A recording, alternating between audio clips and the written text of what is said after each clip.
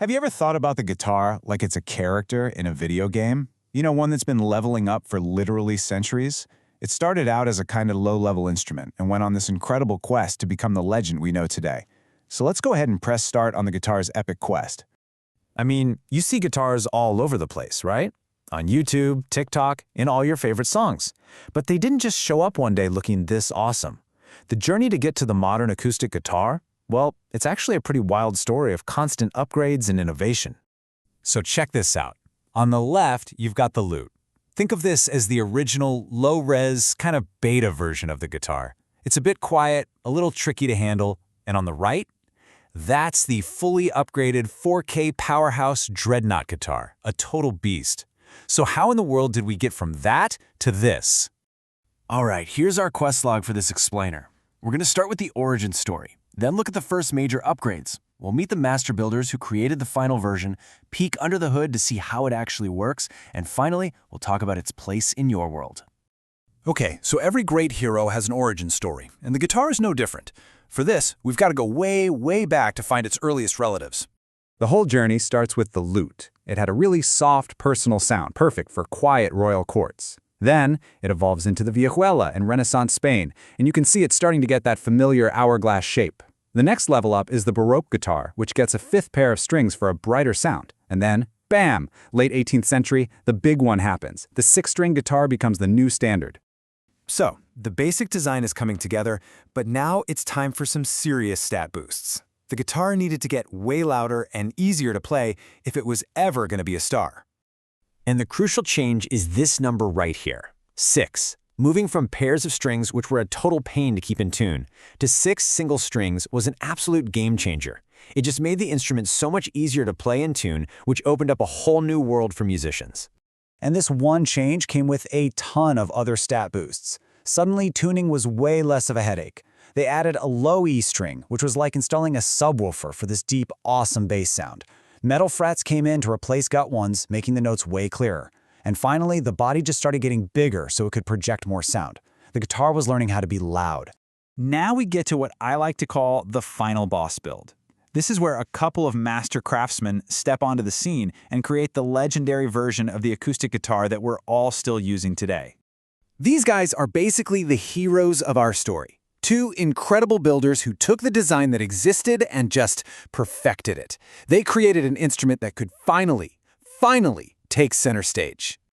First up is Antonio de Torres, a Spanish maker from the 1800s. His huge idea was something called fan bracing. Think of it like a super strong but super light internal skeleton for the guitar. This system let the top of the guitar vibrate more freely, which made the whole thing dramatically louder and gave it a much more balanced tone. It was a massive power-up. But musicians, especially over in America, they wanted even more volume. So they started using steel strings. They were way louder and brighter than the old gut strings, for sure. But there was this one huge problem. The tension from steel strings was so powerful, it would literally just tear the guitars apart. It was like trying to put a race car engine in a normal car. The body just could not handle it. And this brings us to our second hero, C.F. Martin. He perfected a new kind of support system called X bracing. Just imagine two strong wooden beams crossing in an X shape right under the top of the guitar. This was the answer. It was like giving the guitar a set of legendary armor, making it tough enough to handle the insane pressure of steel strings without breaking. With this new X-bracing armor equipped, builders can now make guitars bigger and more powerful than ever before. This led to the creation of the dreadnought. Yeah, it was so big and had such a booming sound that it was named after a giant battleship. This was the guitar that could finally be heard in a loud band, and it paved the way for whole genres like bluegrass and country music. Okay, so we've covered the guitar's epic history. But how does this hollow wooden box actually work?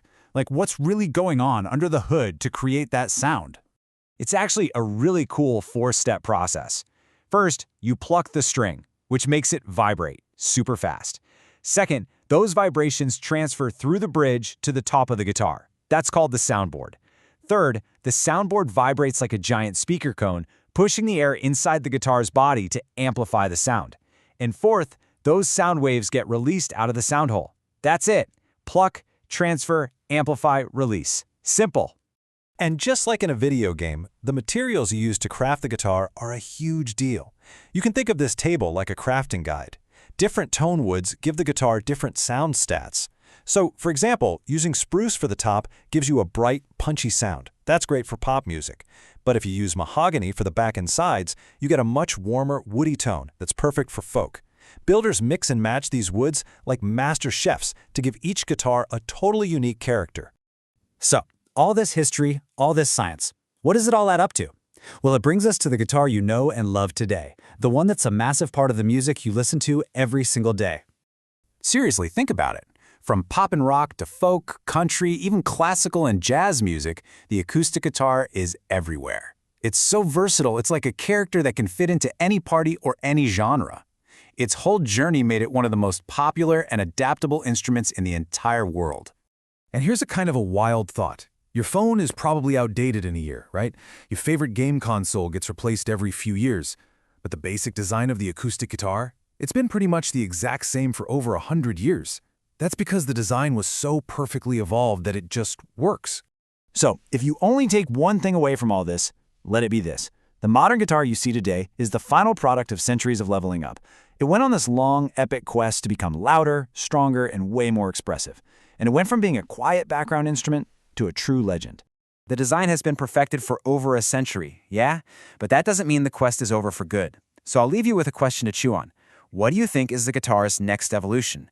What's its next big level up going to be?